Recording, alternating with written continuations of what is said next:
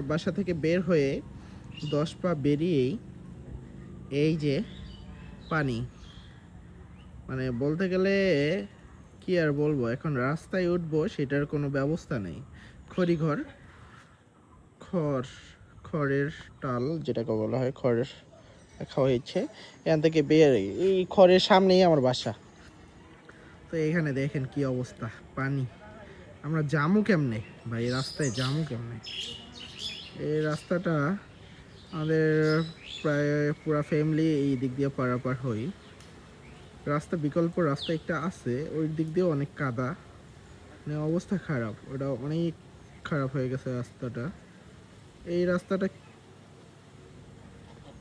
বৃষ্টির সময় এর আগে এরকম ছিল না, এবার ওই যে ওইদিকের পানি বন্ধ করে দিয়েছে সাইডের জমিওয়ালা।